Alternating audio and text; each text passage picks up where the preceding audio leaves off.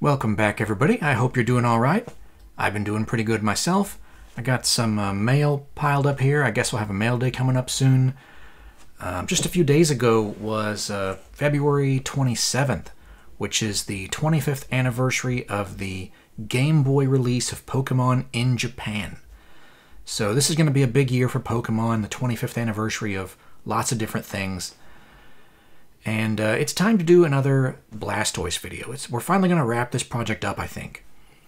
So I had some more things I wanted to go over on this topic. And even though this is going to be primarily a Pokemon video, I know that I have a lot of fans out there who like Magic, right? Magic's a great game. Stay tuned. This video is going to have an up-close look at some test prints for Magic that... well, we haven't really seen them up close before. We've got kind of a blurry, distant picture, but we're really going to get a good look at them here. So that's coming up. Stay tuned for that. And let's get on to the Blastoise stuff. So I want to start out with some things that I either forgot to include in the previous video or address some additional questions that I've got since making those videos. So let's start out there. We'll catch ourselves up from the previous videos. Alright, so the first thing here is a Pokemon God Book. Now, I went over God Books in the previous videos, and basically it's a collection of all the cards in the set. So it's a printout that they can use in-house to show the set, for reference. So we have here a Pokemon God Book. The ones I showed previously I think were all for Magic sets, but might as well include a Pokemon one here in a Pokemon video, right? So you have the cover of it here, and it says on it, Pokemon Base Set 2 God Book was created Thursday, November 15th, 1999 at 10:15 a.m. Here's one of the pages from inside the book so you can get an idea what it looks like. Now this book is from the same employee that provided all the other God Books and the Blastoise cards and things like that. So it's part of this whole story. This is one of the things from the time frame when he worked there and he helped make this. It's a pretty cool item. We have another pretty cool item next. Sealed Pikachu Black Star number 27 promo cards. These were released November 14th, 2000 with the home video of the Power of One movie. Now, if I remember correctly, there's 900 of these per box. That's a lot of cards. The next thing I want to talk about here is the artwork. Now, I know we talked about the artwork before. Like we said, that the artwork came from the Japanese promo card, released in February 1998. Now, there was a lot of people saying that the artwork was actually from the box to the Game Boy game, from the video game. There you go. Now you can take a look at it. So that game was released on September 28th, 1998. That's 2 days after the Lightning Dragon foil card was released. And the test prints for that Lightning Dragon foil card are on the same sheet as this Blastoise card. So we know that this summer of 1998 test print here is from earlier than the video game release. But the English video game wasn't the first release of the game, you say. That's right. As I mentioned a few minutes ago, the 25th anniversary of the Japanese release of the Game Boy game was just a few days ago. So it looked like this. Yeah, not the same artwork. Now this was the blue version, which, like it says here, is early December 1996. The video games that just had the anniversary, that was red and green. You might not have heard of green. It's well, you can look it up. Just Google it. But this blue one was actually released later.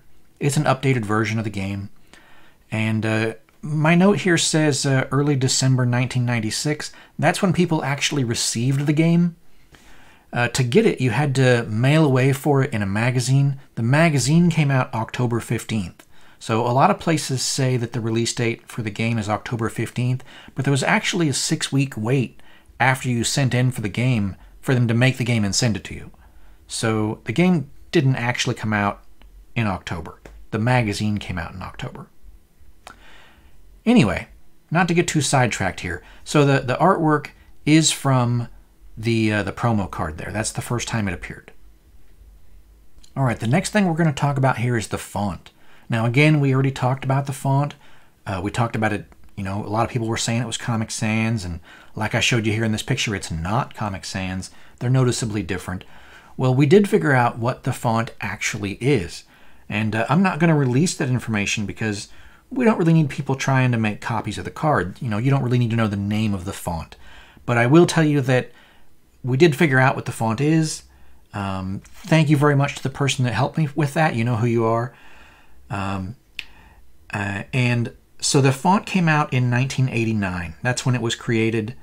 And it was actually updated in 93 to the version that was the Coast was using to make this. So hope that addresses any font concerns out there. Okay, the next thing I want to address here is the Uncut Sheet. Now, we talked about that before. We had the pictures. They showed one side of the sheet had like a 5x5 block of cards, 25 cards, and the other side of the sheet looked like a whole big sheet. And there were people who were concerned that those two pictures maybe weren't the same sheet, right? Because they don't look the same size. Now, like I said, the picture of the front of the sheet has the sheet folded up so that you can only see the relevant portion of the sheet. And because of that, people were concerned at pictures and, you know, claims and stuff. So what I did was I took a video of the sheet to show you both sides. Here we go.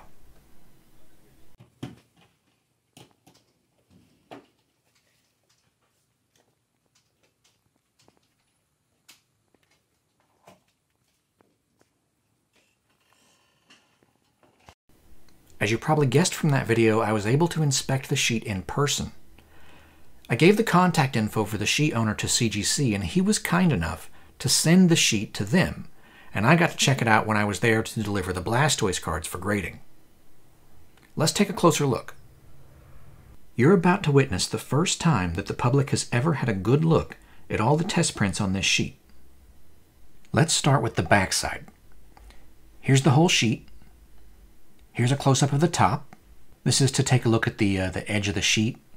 A lot of times there's interesting things printed around the edge. Here's the bottom of the sheet. Form 5C, Strategy C, Chinese, Magic Chinese, Portal. Like I said, this is traditional Chinese Portal. That's what the card backs are from. Job 2270.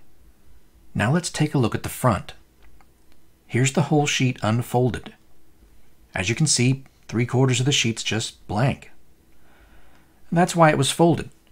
The only thing that had anything printed on it was, you know, that one quadrant. Now there is a lot of handwriting over here.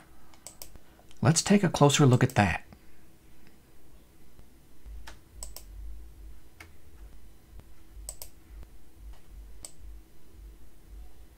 Poketest 8 colors, WKCMY WWK 1 pass. Poke means Pokemon. This is a Pokemon test sheet on a single pass through an 8-color offset printing press. WKCMY WWK equals the colors of the ink used in each section of the press. The first W is white underprinting. The K is art black, so the first black strike. C is cyan, M is magenta, Y is yellow. The next W is white overprinting, and then there's another W for more white overprinting, probably to improve the opacity because white doesn't cover other colors very well. And then there's a last K, which is for text black. That's going to be the words, things that you want to be really crisp and not be obstructed by having other colors printed on top of them.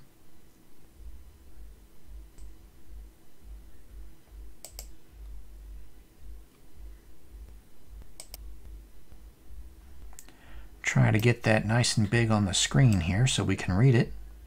Okay, the last K pass, that's going to be the second strike of black. It says the one with the circle there, that's the colorless casting cost on a magic card.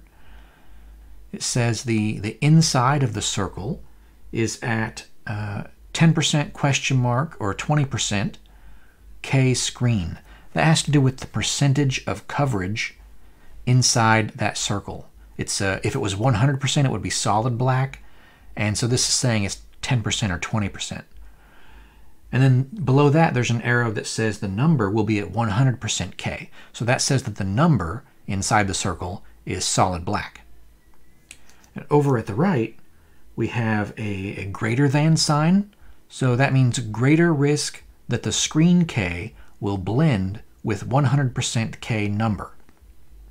What they're saying here is that that could be a problem. And then down here below, it says WWK will show up stronger, could even use a black pen line to accent. All right, moving down here on the sheet, we have number 1, star shape and stamp versus knockout. And so in this section, the blue Sharpie is first, chronologically, and the black Sharpie came in and was written later, like as if to answer these questions. So star shape, skinny, is written next to that. That's the star shape that they apparently preferred to use. And stamp versus knockout, the knockout has an arrow that I think it says go next to it. So that apparently they chose the knockout version. A knockout is when one or more color layers have an empty space, like a window. It's knocked out. That allows previously printed layers to be seen without being obscured. Sometimes it allows unprinted cardstock to be seen without being obscured. Normally, if you wanted to print white text on something, you would just not print that area. You'd leave it blank so that the white cardstock showed through. Check out this beta volcanic eruption.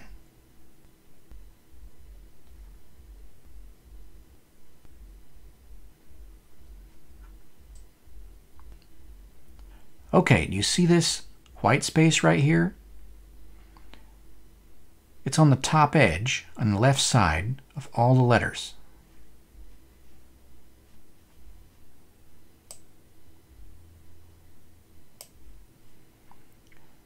That is a knockout in the blue layer. On this card, the black was printed first, and they left a hole in the blue layer so that the black letters could shine through without being obscured. Now the reason that you can see this edge is because the color layers aren't exactly aligned with each other. That's called a registration error. It's pretty slight, but you can see it here. And the result is you can see that the blue dots are on top of the black down here at the bottom edges, and sometimes on the right-hand side. There's one.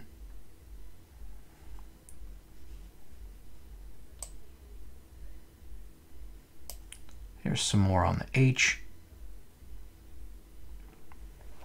So that's what a knockout is. You can kind of see it here when the layers don't quite line up. And they didn't like that, which is why we have 2 black strikes these days. So in order to avoid that, you print the black art black first and not the letters, then you print the other colors to build up like this blue here, and then you print the text last on top of it with your second black strike. Going back to the sheet here, I'm not sure which area they were talking about this stamp versus knockout thing, but whatever it was, it might not have been the text. It could be expansion symbols or something else.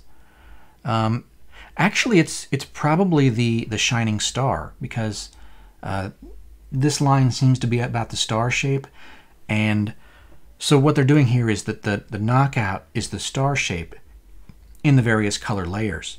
So when you see that star, basically it's just plain foil.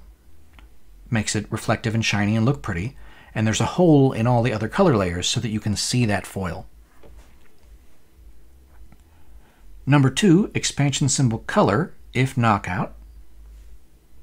Number 3, colorless mana / tap symbol, look, circle versus 20% K. This might have something to do with that 10% or 20% that we saw earlier and trying to decide which way they want to go. Number 4, check out white overprint, and then in black it says it looks fine. Expansion symbol color there on number 2, that seems to be talking about which silver version of the symbol to use for the uncommons. Because on Magic cards, the rarity of the card is color-coded. You have a black for common, a silver for an uncommon, and a gold for a rare.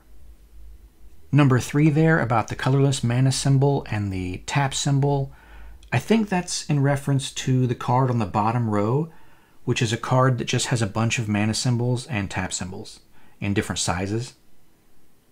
And number 4 there, the white overprint, that's the white ink used on top of the colored ink to create the white text on foil cards. Here's white text on some cards just so that you can get an idea of how it works. So this top card here, this is a non-foil card. This is just a regular card. So Oath of Lieges and is the card name. And this card, this white text is made with a knockout in all the color layers. So the white text here, basically what you're seeing for the white is simply unprinted cardstock. Now this next Oath of Lieges, this is a test print. This test print would have been made shortly before the Blastoise cards.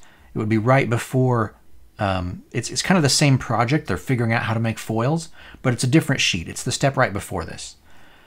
So on this card, the white text is made basically the same way. It's simply a knockout of the color layers, and as a result, the foil is showing through. So instead of white text, what you have is foil text because of the foil. And, well, what they found out is that's kind of difficult to read. You can see that some of the text is lighter than other areas and darker in other areas. It kind of blends with the color of the card. It doesn't really stand out. And so what they wanted to do was find a way to make the white text white again. And the way they did that is with white overprinting. Now this is a foil card, and this has the white printed on top. So you see it's a different color than the cardstock white. Let's take a closer look at these.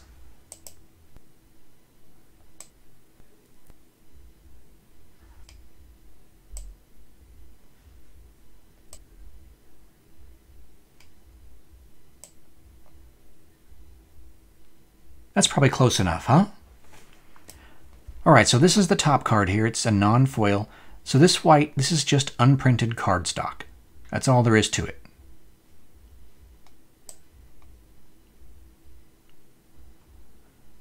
Coming on down to the test print here, this is what foil text looks like.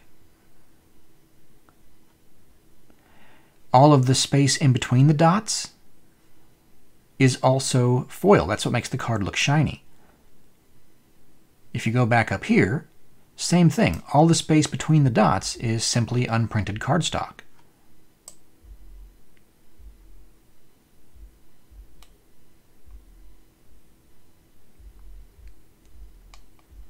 Moving on down to this one.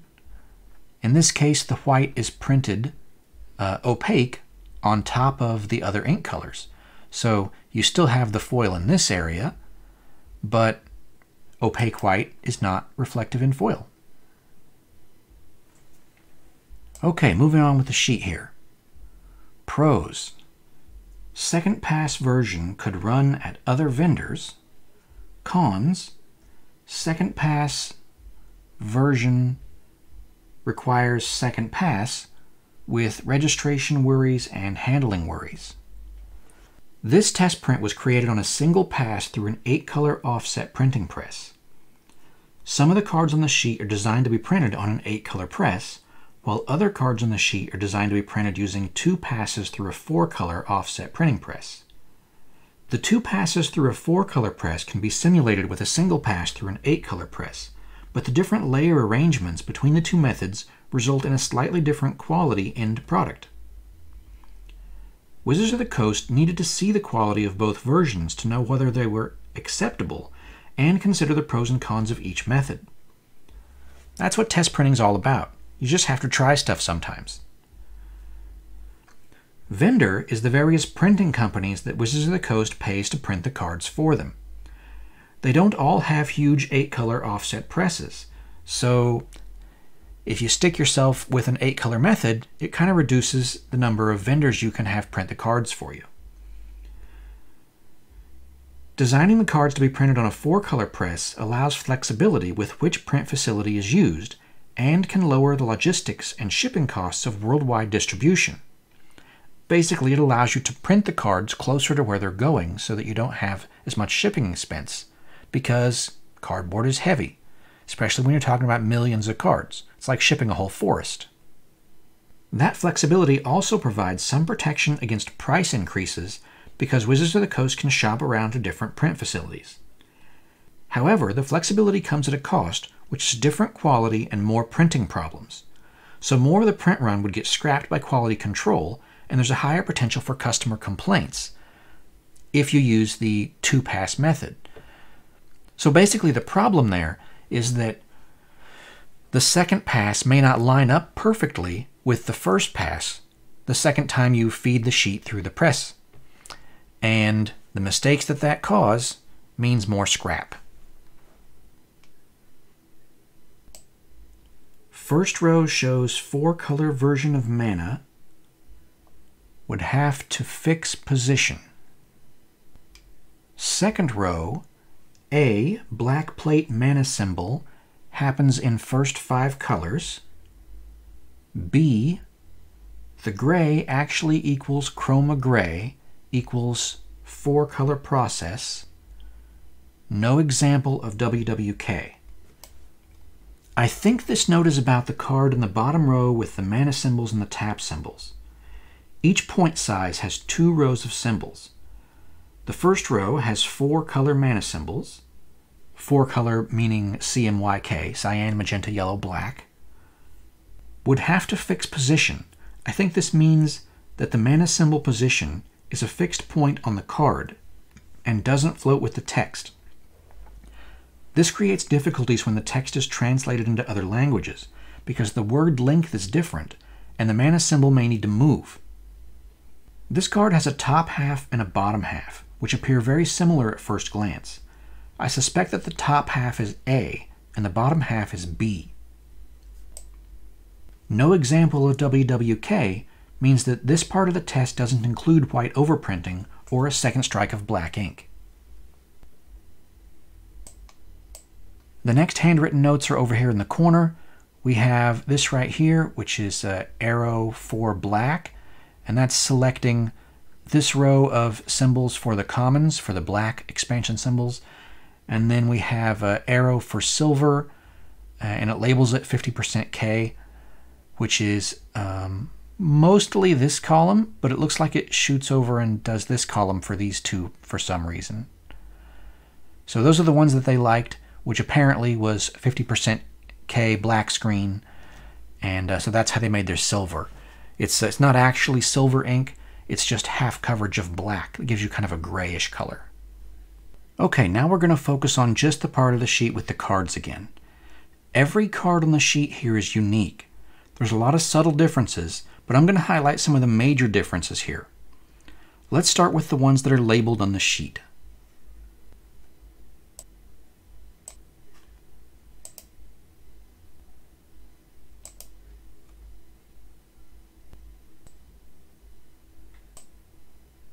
So it says at the top here, skinny star, fat star, and no star. That's a reference to the shape of this star right here. So we have skinny, fat, and none. Now, even though they chose to go with the skinny, I think the actual card they printed has the fat one. That may have been an accident because it didn't appear on other cards that I recall. So if we go over and look at it, this whole column is skinny. This whole column is skinny. This is all fat. That's fat. We can just go down and see here. You can look at them.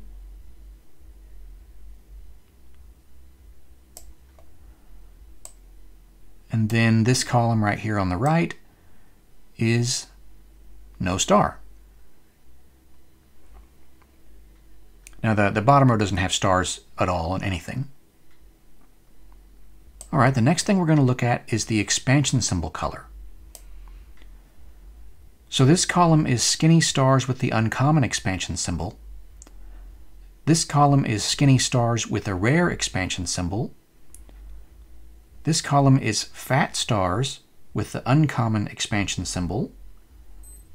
This column is fat stars with the rare expansion symbol. And over on the right, the no star column also has the rare expansion symbol.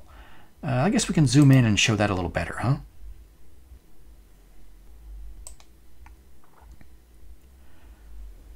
Uncommon, which is silver.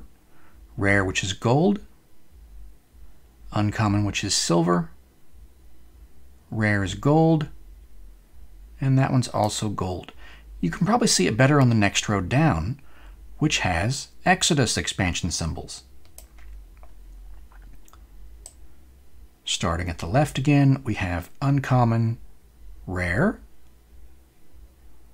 uncommon, rare. Now the lighting on the foil makes that a little difficult to see. And that's also a rare. You'll get a better look at those in a minute.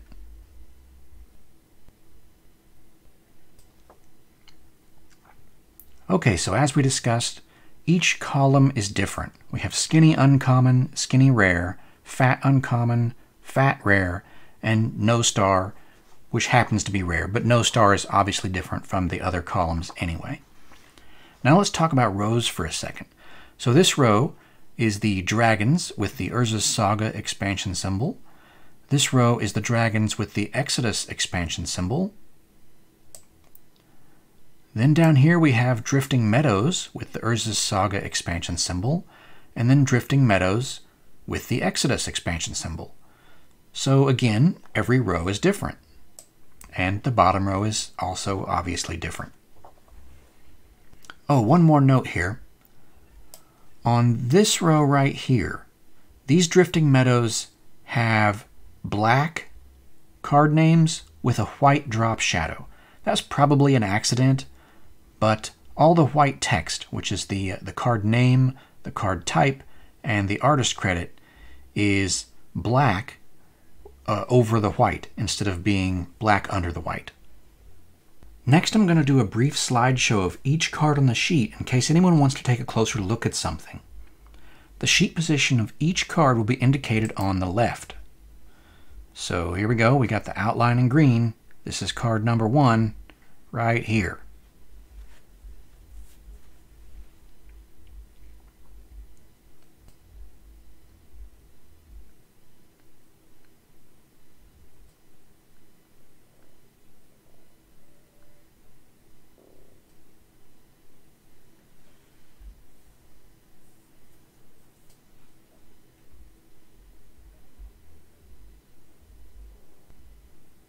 Now remember, if you want to take a longer look at anything, just pause the video.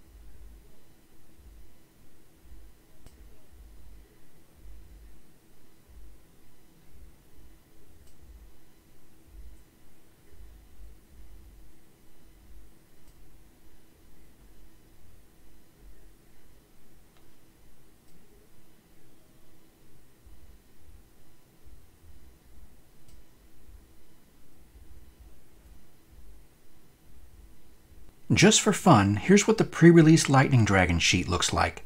This is what they ended up going with after finishing the test prints.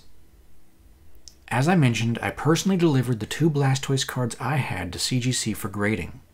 Most people can't do that for security reasons. Don't show up unannounced and expect them to let you in. While I was there, I was also able to inspect the other Blastoise cards. One was identical to the two I brought with me. The owner had already provided me with high-resolution scans in 2019, but it was still nice to see the card in person. The other Blastoise card was different, and I only mentioned it briefly in my previous video so that I didn't steal any thunder about its public unveiling. It appears to be the next step towards Wizards of the Coast creating Pokemon cards. It's not on Magic cardstock, so it doesn't have a Magic card back. The backside is blank. Instead, it's printed on Galaxy Pattern holofoil, the same pattern that ended up being used on regular production Wizards of the Coast Pokemon cards. Other than the different substrate, it appears to be identical to the other gold-bordered Blastoise test prints. It was likely made with the same printing plates, just on a different cardstock. Having inspected it and compared it to the others, I'm certain that it's real. I know the person from Heritage Auctions who submitted the card to CGC, and I visited with him about it. Unfortunately, I didn't get to visit directly with the owner of the card due to privacy concerns. If the owner happens to be watching this, feel free to reach out to me. I'd enjoy chatting. As with most test prints, the owner used to work for Wizards of the Coast. This person worked in public relations and said that the card was used as a prop in an interview to give a general idea of what Pokemon cards would look like. That's why they had it. They also said that another identical copy had been provided to someone else for international public relations, and that's the only two copies created as far as they know. I know that the original Wizards of the Coast contract with Pokemon was only for North America, and was expanded to include other countries shortly after the wildly successful North American release. This means that the international public relations for the other card in 1998 should be limited to either Canada or Mexico.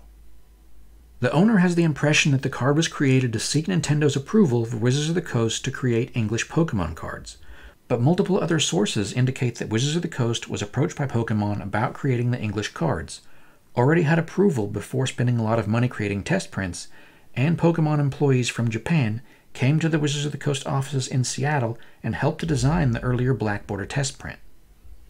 Wizards of the Coast did need Pokemon's approval for every step of the development process, but the agreement to work together producing cards was already in place. I don't have any reason to disbelieve the story provided by that employee, but I wasn't able to visit with them directly, and it would be nice to confirm the story with a second Wizards of the Coast source. Hopefully one will eventually turn up, or maybe the lost interview will surface. The other Blastoise cards have matching background stories from multiple Wizards of the Coast employees. There's been a lot of discussion about how many of these cards exist. Offset printing presses create whole sheets of cards very quickly. Test prints are pretty small print runs, though. For such a small print run, it's not unusual for the print facility to fill the rest of the production line with scrap sheets just to avoid wasting good supplies. Even then, most of the test prints created are destroyed inside the facility after shipping the small quantity that Wizards of the Coast needs to them. There's tight security at the facility to avoid any leaks. The number of cards printed will never be known, not even by Wizards of the Coast, and the cards which were destroyed without ever leaving the print facility are mostly irrelevant to our discussion here. What people really want to know is how many cards were released to the public or how many cards still exist. That's difficult to know for any print run. We can document the ones we know about, but we can't document the ones we don't know about. So if the print run is small enough, we can actually keep track of the number of copies known to exist. That's the situation we're in here. For the Black Border Blastoise test print, the one on the Uncut Sheet is the only one known to exist. I found a print facility worker who saw a sheet like that inside the print facility back when it was new, but that is assumed to be either the same sheet or a sheet that was destroyed inside the facility. I haven't even heard any rumors of others existing, either cut or uncut, and the same goes for the other 24 Magic test prints on that sheet. They're the only copies known to exist, and they haven't been seen with any other border colors. For the Gold Border Magic-backed Blastoise test prints, I have some breaking news. 3 copies were known to exist, but an additional copy recently surfaced. A Wizards of the Coast employee sold it to Jim Brusso from GradedPower.com, and he sent it to CGC for grading. You can see all of these cards in my videos here, and CGC has graded each of them. The The gold border on these cards is not solid yellow. It's printed gold using multiple ink colors typical of offset printing. Logically, some amount of work was done in order to change the border color from black to gold. During that time, it's possible that the sheet layout could have been changed. We don't know how many gold border Blastoise cards were on a sheet of these, or how many sheets were made. The fact that they're all square-cornered might mean something. Typically, factory-cut square-cornered cards are pulled from production after the sheet is slit and before the rest of the sheet moves on to corner rounding. This is the same time when filler cards would be pulled from production. This sort of infers that it was added to an unused empty space on some type of regular production sheet, but we may never know for sure. The only thing we really know is that only 4 copies of this card have surfaced in almost 23 years. For the Galaxy Holofoil Blastoise, 1 copy is known to exist and an additional copy is rumored to exist. It's also square-cornered, and the printing is identical to the other gold border Blastoise test prints, so it was probably made with the same printing plates. They simply fed a different cardstock into the press. I wouldn't be surprised if other holofoil patterns were tested at the same time and provided to Wizards of the Coast for review. Then Wizards of the Coast could have approved the Galaxy Holofoil over the other options and forwarded the 2 Galaxy Holofoil Blastoise cards to the Public Relations Department. During 2019, I received a Facebook message from someone who had one of these Galaxy Holofoil white-backed Blastoise test prints. He was lamenting the fact that it didn't have a magic back, because that meant it couldn't be posted in the MTG Rarities misprint group, which was expected to be the place where the card could sell for the highest dollar value at that time. I don't recall the name of the person, and the message seems to be lost amongst the many messages I receive. Hopefully, I saved the pictures on whatever device I was using at the moment. If you're out there, reach out to me again. I'd like to chat some more. Mainly, I'm curious whether this is the same card that Heritage Auctions had at the end of 2020, or if it's the other card. I've heard a rumor that the other card still exists, and that someone else has seen a picture of it, but at the moment, I don't know where that card is located. That's all of these cards that are known to exist. 1 black border still on the uncut sheet, 4 gold border with magic backs, 1 Galaxy Holofoil white-backed card with another one rumored to exist. By now, you've probably heard that CGC graded all the Blastoise cards. Having done a lot of research on this Blastoise project, I took one of the Blastoise cards to a meeting with CGC in March of 2020. I met Charlie Herlocker there, and he enjoyed looking at the card. We analyzed the card using some of the CGC equipment, and after looking it over and hearing about it, they were interested in grading it sometime after they launched the company to the public. I let the owners of the other Blastoise cards know about this opportunity, and once CGC was ready, one of them sent their card directly to CGC, and the other card was sent to me. I shared my research with CGC to help them with their authentication, and provided contact info for the owner of the Uncut Sheet, which allowed them to get the sheet for comparison. My friend at Heritage Auctions somehow heard about what we were doing and sent the Galaxy Holofoil card to CGC. That's how everything came together in one place. CGC inspected the cards, checked into everything themselves, and wrote a really nice article about them. There's a link to that article in this video description down below, if anyone wants to check it out. I'm mentioned in the article and receive special thanks at the end of the article. And here they are.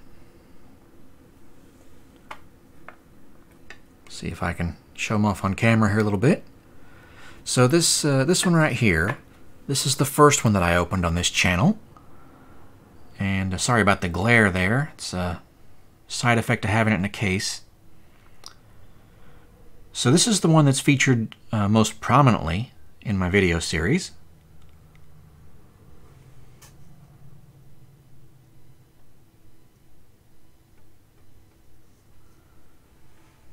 There we go, got the focus to work.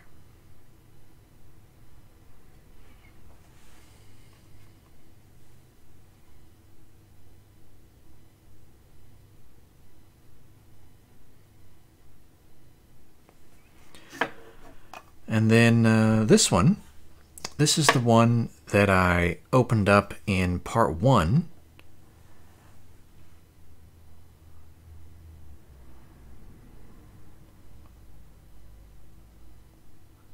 which is the second one that I opened on this channel. The first one was in a mail day quite a while ago.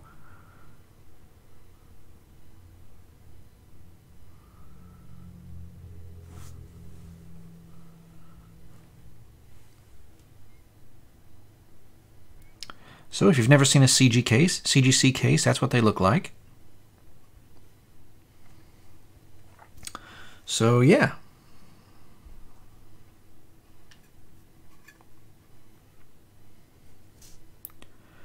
So they say that the most expensive Pokemon cards are the ones that were given away for free.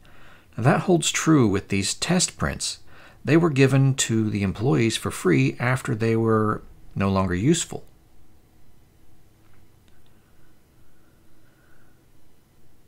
One of these Blastoise test prints was discovered in the old inventory of LGS, and the others were still owned by the people who used to work for Wizards of the Coast. And even though they were almost 23 years old, there was no record of a sale in that whole time frame. The Galaxy Foil Blastoise card went up for auction on the Heritage Auction site and sold on January 17, 2021 for $360,000, including the buyer's premium. From what I'm told, that tied it with another card for the most expensive single Pokemon card ever sold. It's now April, and Jim Brusso recently sold his Blastoise test print card for $215,000 to a Magic the Gathering collector. It sold within a few hours of him posting it for sale. That was his full asking price, and I think the fact that it sold so quickly is an indicator that it was underpriced. Someone snap bought it.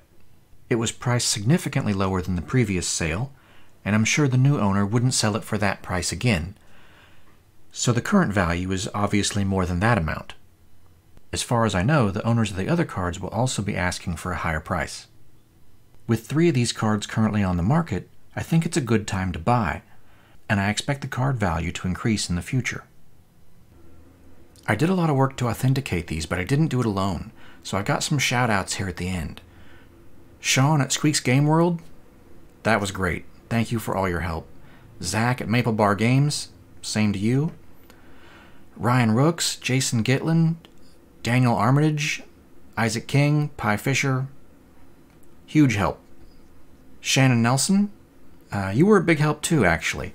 Shannon was researching a similar topic simultaneous to me, and he did a great job contacting a lot of the Pokemon employees from Wizards of the Coast. So, Marco at Buy Sell Play Games, thank you very much for loaning me all of the cards for comparisons and helping me with research into Pokemon cards. Charlie Herlocker, it was great meeting you at CGC. And also the team at CGC, especially Matt and Paul, who have both been wonderful to work with. Just before I started this Blastoise series, I did a video with other cards that had Pokemon and Magic both on the same card. In that video, I said that the 10 German Unlimited base set cards with Magic backs had black cardstock. It's actually blue core cardstock, not black core. So I got a photo that wasn't the best quality the second time I went and looked at it. And I showed that photo in the video. But we did check the Tangela at MisprintCon, and it's been checked again to verify that it is in fact blue core. Also, CGC recently checked out the Growlithe, and it is blue core. So as far as I know, they're all blue core. Another note there is that the Growlithe, which used to be graded by BGS, has now been converted to CGC. And I think it sold for a significant sum of money already. It sold pretty quick. So I guess I'm going to put updates to topics. When I do a video, if I have some news to add to the video, I'm going to put it down in the item in the video description. So be sure to check out the video description for updates or corrections, or maybe some news comes along that I have to add on to something and I can't change the video. I'm going to put that info down in the video description, so make sure to check that out. Alright, so future Pokemon content from me, maybe it could happen. I've had a lot of requests for some videos featuring Pokemon error cards, misprint kind of stuff. That could happen. I'd have to get some cards in hand. I've had people offer to loan me cards so that I could do this, but it's really a matter of time. It's, can I find the time to do this? My schedule's pretty hectic as it is. But I'm now an admin of the Pokemon Gotta Misprint 'Em All Facebook group, so that's kind of exciting. I haven't spent as much time there yet as I would have liked, but I should be around. So keep an eye out for me there. And thanks for tuning in. I hope you found the series on this Blastoise cards entertaining and educational. Thanks a lot. See you next time.